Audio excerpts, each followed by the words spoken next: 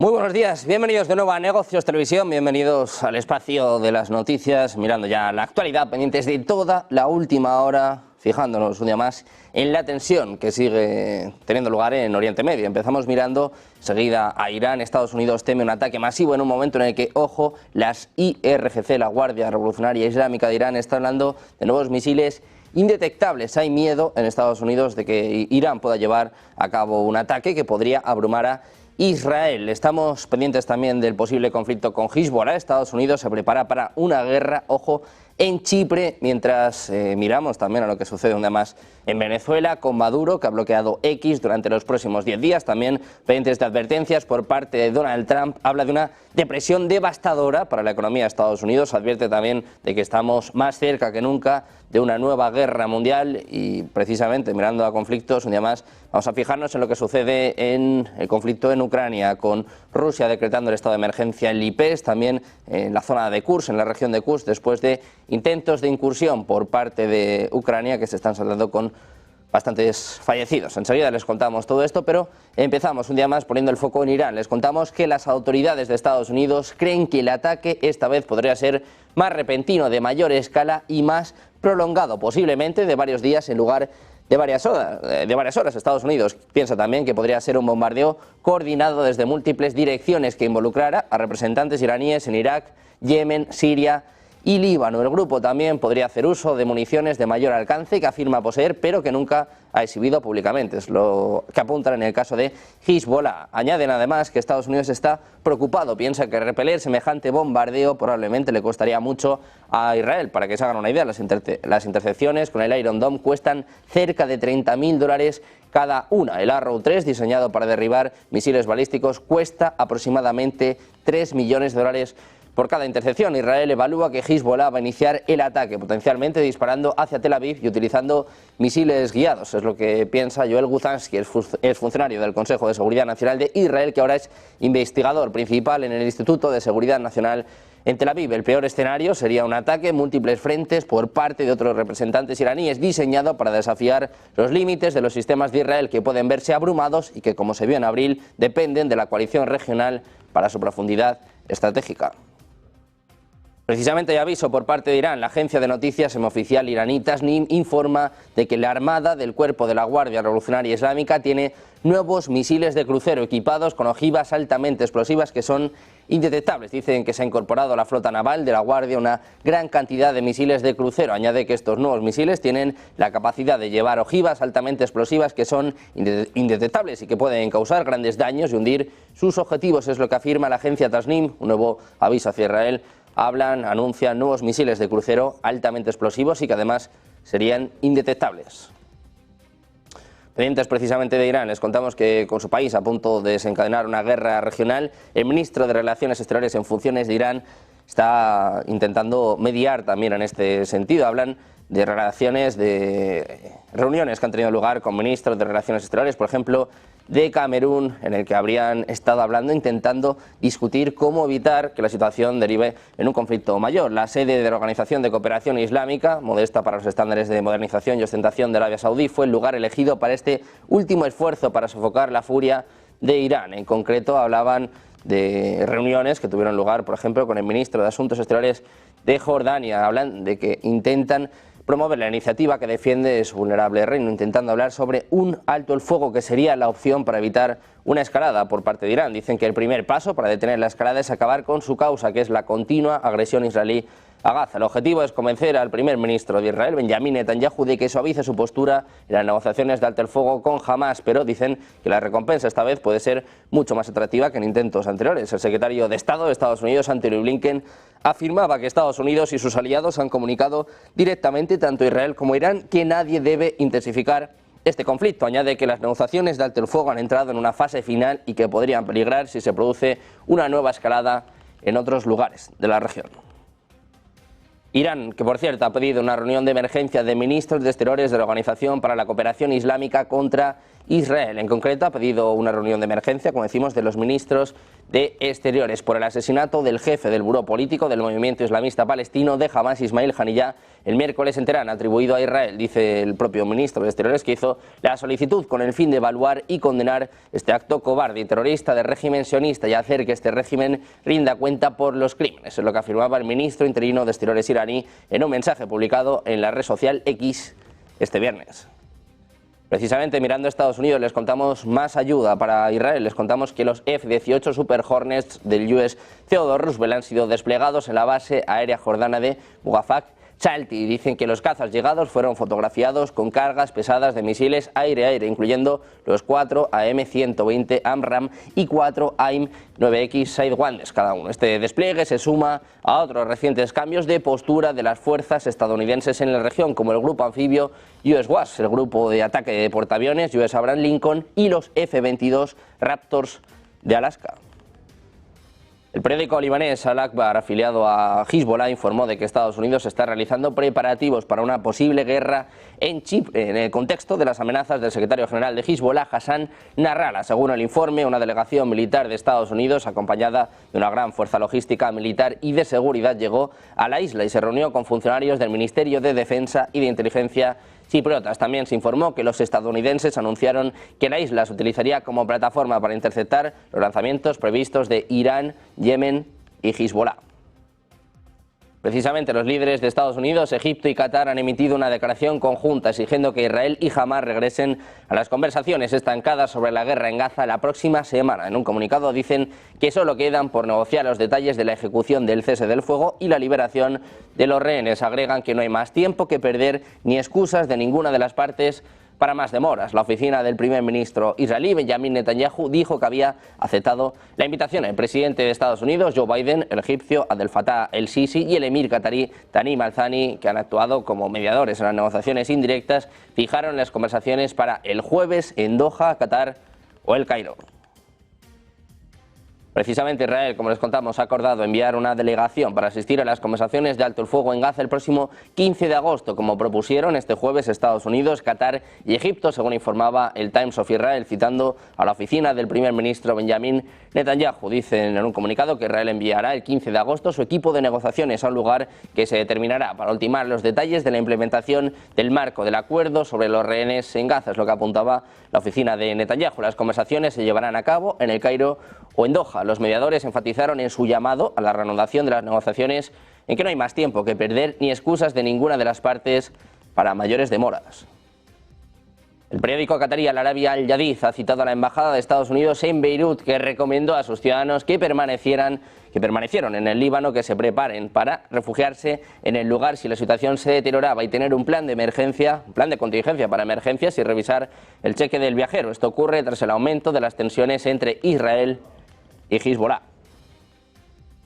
Seguimos pendientes también de las aerolíneas. United Airlines ha dicho que ha suspendido sus vuelos a Tel Aviv en el futuro previsible y planea reanudarlos solo cuando sea seguro para sus clientes y tripulación. Muchas aerolíneas en todo el mundo están revisando sus horarios para evitar el espacio aéreo iraní y libanés, al tiempo que cancelan vuelos a Israel y Líbano en medio de crecientes temores de un posible conflicto más amplio en la región tras el asesinato de altos miembros de los grupos militares Hamas y Hezbollah. La aerolínea, con sede en Chicago, suspendió su vuelo diario Newark, Nueva Jersey, Tel Aviv el 31 de julio, alegando razones de seguridad. Sin embargo, el vuelo estaba disponible para reservas a partir del 1 de septiembre. Seguimos pendientes de Israel. Les contamos que las tropas terrestres han iniciado una nueva incursión en Khan Yunis, una importante ciudad al sur de la Franja de Gaza, que ayer fue parcialmente abandonada por los civiles y donde los soldados realizan combates incluso bajo tierra para eliminar objetivos terroristas. Es lo que informaba el ejército este viernes. Dicen que tras recibir información de inteligencia que indicaba la presencia de terroristas e infraestructura terrorista en el área de Khan Yunis, la división de las Fuerzas de Defensa de Israel comenzó su actividad operativa en la zona, es lo que indica un comunicado castrense. Añade que las tropas están participando en combates tanto en la superficie como bajo tierra para eliminar a los terroristas en el área mientras localizan y desmantelan armamento e infraestructura.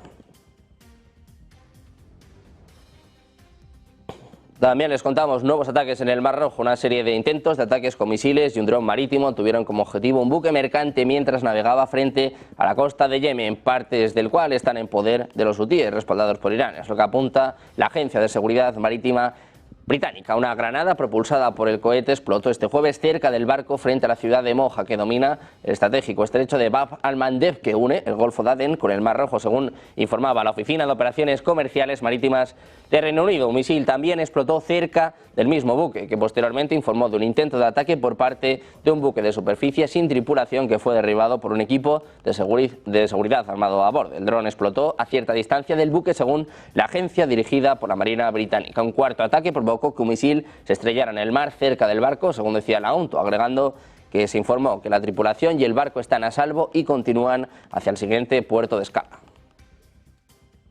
También miramos a Venezuela. Su presidente Nicolás Maduro anunció que firmó un decreto que bloquea el acceso a la red social X, antes conocida como Twitter, en el país durante los próximos 10 días, es lo que informa la agencia AFP. El organismo encargado de las telecomunicaciones de Venezuela eliminará de circulación en Venezuela por 10 días la red social X, antes conocida como Twitter, es lo que afirmaba el propio Maduro este jueves. Su decisión se produjo después de afirmar anteriormente que Elon Musk, el propietario de la plataforma de redes sociales, atacó su disputada reelección.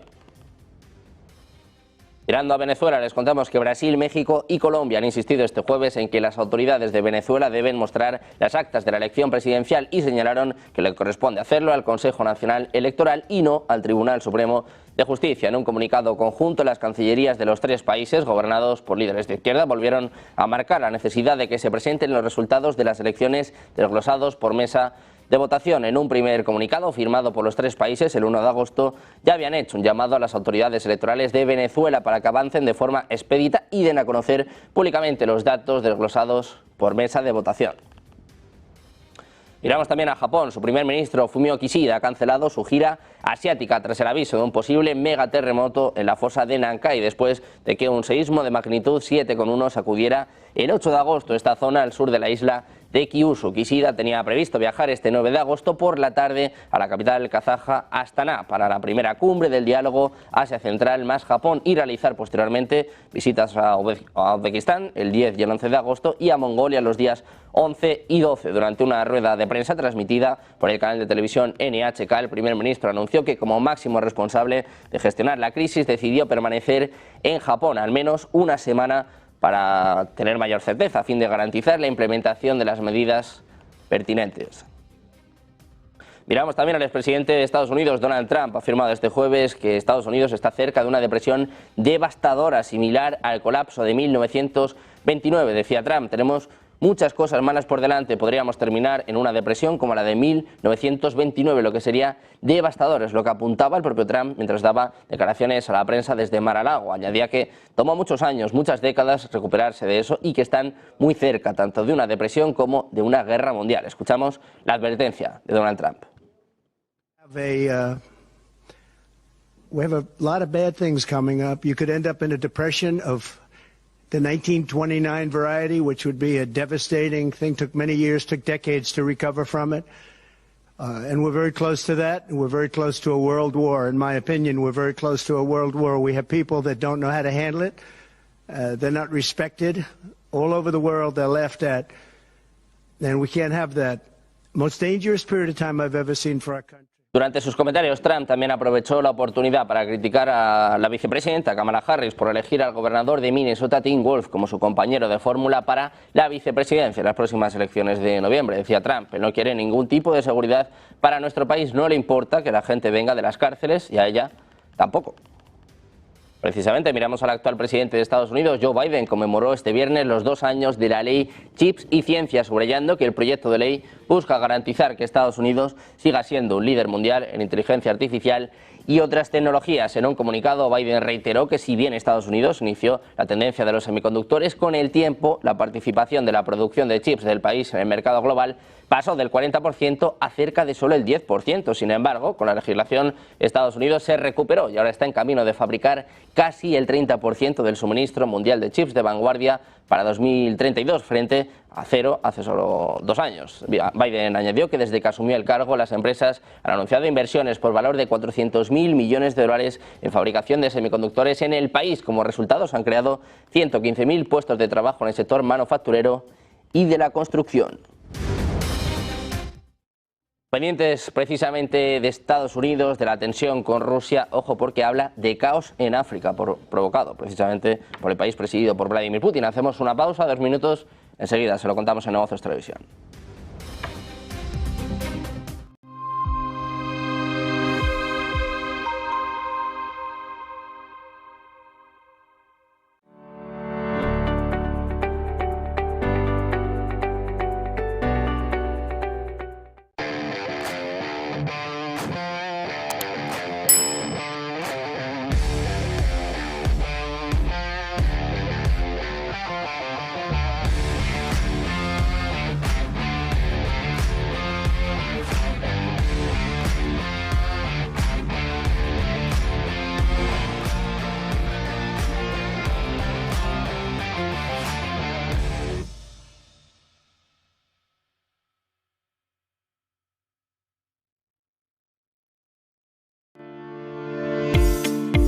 Dicen que el tiempo lo cura todo, pero los inversores en bonos que se han visto perjudicados por la compra de Credit Suisse pueden necesitar más que unos meses antes de estar dispuestos a lanzarse a por los bonos de capital adicional Tier 1, los AT1, que el VS espera todavía colocar en el mercado. Es fácil entender por qué los inversores en deuda subordinada pueden mostrar cautela, porque recibieron un duro golpe cuando el banco suizo aceptó hacerse cargo de su rival en quiebra en marzo. Títulos con un valor nominal de 17.000 millones de dólares que desaparecieron de un día para otro. Y lo que es peor, fueron borrados a pesar de que los accionistas consiguieron retener algo de valor, en un extraordinario vuelco de la jerarquía tradicional del capital. Los bonos AT1, los convertibles contingentes, los cocos, se crearon a raíz de la crisis financiera de 2008. Era una forma en la que los bancos que colapsaran absorbieran las pérdidas, lo que hacía menos probable un rescate financiado por el contribuyente. Apuesta arriesgada, porque si un prestamista se mete en problemas, esta clase de bonos se pueden convertir rápidamente en capital o amortizarse por completo. Son de mayor riesgo y por eso ofrecen un mayor rendimiento que la mayoría de los emitidos con calificaciones crediticias similares, lo que los hace populares, sobre todo entre los que tienen dinero, los clientes institucionales. Por lo general, los tenedores de bonos, en el orden jerárquico, están arriba. Cuando un banco colapsa, los accionistas son los primeros que pierden, pero debido al cambio de las normas, por el caso Credit Suisse, ya nada está sobre seguro.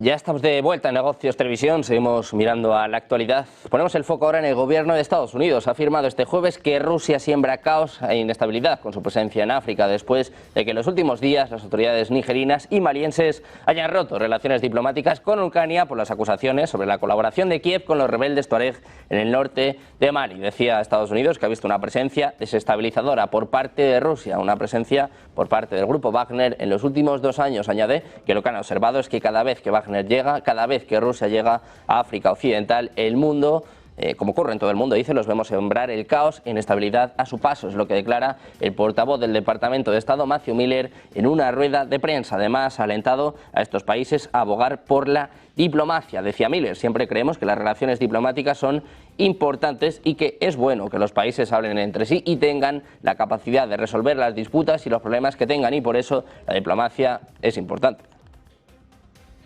Pendientes también de Rusia, el Ministerio de Situaciones de Emergencia de Rusia ha anunciado la declaración del estado de emergencia federal en la región de Kursk tras denunciar nuevas incursiones de fuerzas ucranianas en el territorio ruso. Decían literalmente, acabamos de establecer un nivel federal de respuesta de emergencia en la región. Es lo que hacía saber el departamento a través de un mensaje publicado en su cuenta de Telegram, lo que representa un escalón más alto en lo que se refiere a la asistencia a la población, que es activado cuando hay grandes daños a la propiedad o un importante número de víctimas. Prácticamente al mismo tiempo, el Ministerio de Defensa de Rusia anunciaba que durante las últimas 24 horas las fuerzas rusas han conseguido detener operaciones de incursión de unidades enemigas en lo profundo del territorio. Rusia ha confirmado que ha atacado posiciones ucranianas en 5 poblaciones de Kursk. Además, también habla de cómo se está reforzando el estado de emergencia en Kursk después de nuevas incursiones por parte de Ucrania.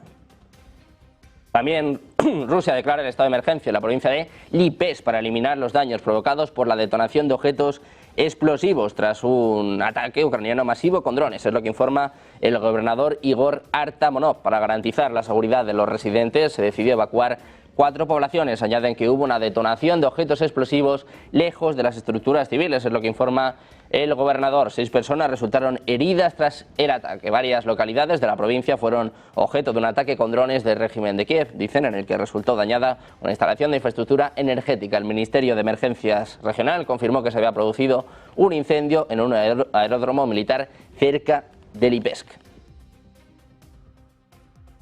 También miramos a declaraciones del presidente ucraniano Volodymyr Zelensky. Ha asegurado que Rusia trajo la guerra a Ucrania y que debería sentir lo que ha hecho en referencia a las incursiones que el ejército de Kiev está realizando en la región rusa de Kursk. Decía Zelensky, Rusia trajo la guerra a nuestra tierra y debe sentir lo que ha hecho. Nos esforzamos por alcanzar nuestros objetivos lo antes posible en tiempos de paz, en condiciones de paz justa, y así será, es lo que explicaba Zelensky en un mensaje publicado en su página web. El ejército ruso tuvo que movilizar ayer toda su artillería pesada y su aviación para expulsar a las tropas ucranianas que penetraron hace 4 días en su territorio, en concreto en la frontera, ante una operación que ha recibido el respaldo de Occidente. Se trata de la primera vez que soldados ucranianos penetran en territorio ruso desde que se inició el conflicto, unos movimientos que las autoridades de Kiev no han querido hasta ahora dar muchos detalles.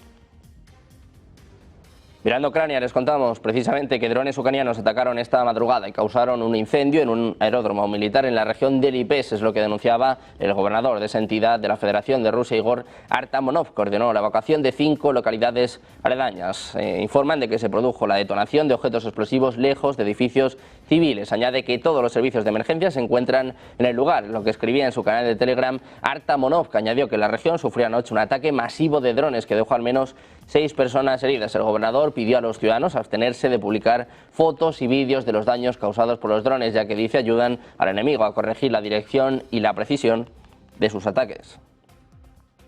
Las fuerzas ucranianas que han proseguido este jueves en sus avances en la región rusa de Kursk, según el Instituto para el Estudio de la Guerra, habrían alcanzado zonas situadas a 35 kilómetros de la frontera entre ambos países. Es lo que concluye este viernes el Instituto para el Estudio de la Guerra en su último análisis de imágenes geolocalizadas y de afirmaciones de blogueros militares rusos. Entre otros pequeños grupos ucranianos avanzaron hasta Kronskieviki y Molutino en el norte, según el ISW, a 17 kilómetros al sureste de Legov y a unos 48 kilómetros al suroeste por las carreteras principales de la central nuclear de Kursk. En el noroeste, la fuerza atacante ucraniana también capturó Novovainovka y avanzó por la carretera hacia Korenevo, donde los combates habían continuado, mientras que en el este alcanzó Martinovka. Según el ISW, pequeños grupos blindados ucranianos aprovechan la baja densidad de militares rusos en la región y avanzan en profundidad hacia la retaguardia rusa, ya que logran sortear las fortificaciones rusas sin intentar necesariamente derrotar a todas las fuerzas rusas allí presentes y poner toda la zona bajo control.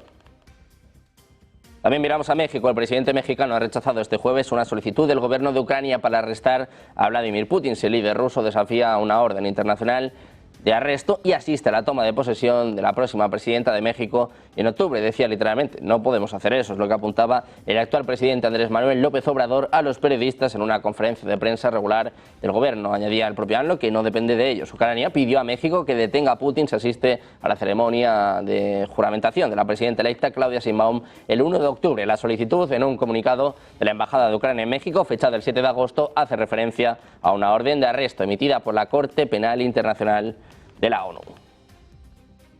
También volvemos a mirar a Estados Unidos, nos fijamos en la economía. En conjunto, los ciudadanos estadounidenses deben ahora la cifra récord de 1,14 billones de dólares por pagos con sus tarjetas de crédito. Es lo que informa la CNBC, citando un nuevo informe sobre la deuda de los hogares del Banco de la Reserva Federal de Nueva York. Según el informe, en el segundo trimestre de este año, los saldos de las tarjetas de crédito aumentaron 27.000 millones de dólares, un 5,8% más que el año anterior. Se trata de la deuda por compras con tarjetas de crédito más alta registrada desde que la Reserva Federal comenzó a hacer un seguimiento en 2003, según indicaba Fox News. De acuerdo con el recuento, en la actualidad el 57% de los consumidores estadounidenses dependen de las tarjetas de crédito para llegar a fin de mes y el 36% de los consumidores afirma que les resulta difícil pagar a tiempo las deudas recurrentes.